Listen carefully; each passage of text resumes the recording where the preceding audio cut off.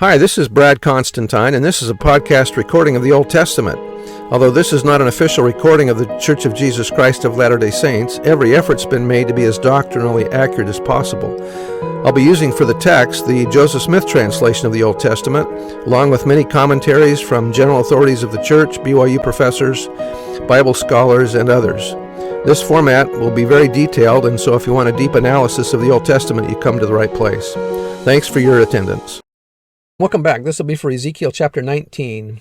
The heading reads, Ezekiel laments for Israel because she has been taken captive by other nations and planted in dry and thirsty ground. I've been over there. It's dry and thirsty already.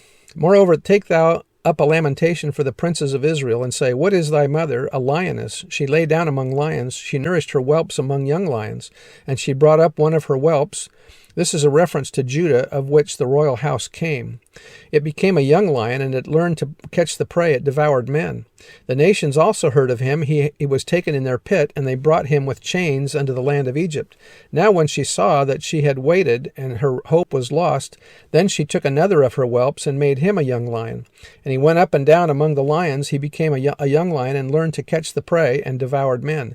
And he knew their desolate palaces, and he laid waste their cities, and the land was desolate, and the fullness thereof by the noise of his roaring. Then the nations set against him on every side from the provinces, and spread their net over him. He was taken in their pit, and they put him in a ward in chains, and brought him to the king of Babylon. They brought him into holds, or strongholds, that his voice should no more be heard upon the mountains of Israel.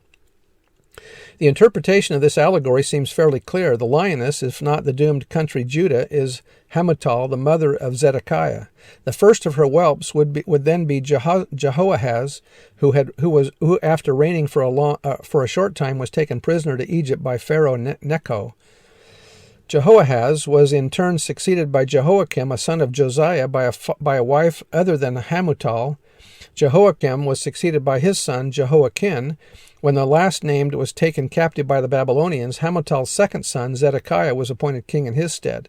He must therefore be the other whelp of the allegory. When taken captive by Nebuchadnezzar and carried to Babylon, Zedekiah finished the requirement of the last two verses. Verse 10, Thy mother is like a vine in thy blood, in thy likeness, planted by the waters. She was fruitful and full of branches by reason of many waters. And she had strong rods by the scepters of them that bear rule, and her stature was exalted among the thick branches, and she appeared in her height with the multitude of her branches. But she was plucked up in fury, she was cast down to the ground, and the east wind dried up her fruit. Her strong rods were broken and withered, the fire consumed them. And now she is planted in the wilderness in a dry and thirsty ground, and fire is gone out of a rod of her branches, which hath devoured her fruit, so that she hath no strong rod to be a scepter to rule. This is a lamentation, and shall be for a lamentation. The allegory of these verses deals with the conditions in Israel at the time of Ezekiel.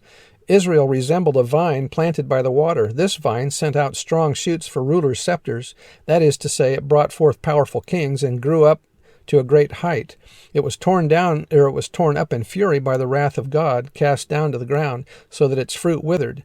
The uprooting ends of the transplanting of the vine into a waste, dry, unwatered land. In other words, in the transplanting of the people, Israel into exile. The dry land is Babylon, so described as being a barren soil in which the kingdom of God could not flourish. With the destruction of Judah by Nebuchadnezzar and the killing of Zedekiah's sons, she hath no strong rod to be a scepter to rule. Clark summarized, None of the blood royal of Judah was left, and from that time not one of her own royal race ever sat upon the throne of Israel. So anyway, that's the end of the chapter. We'll see you next time. Bye.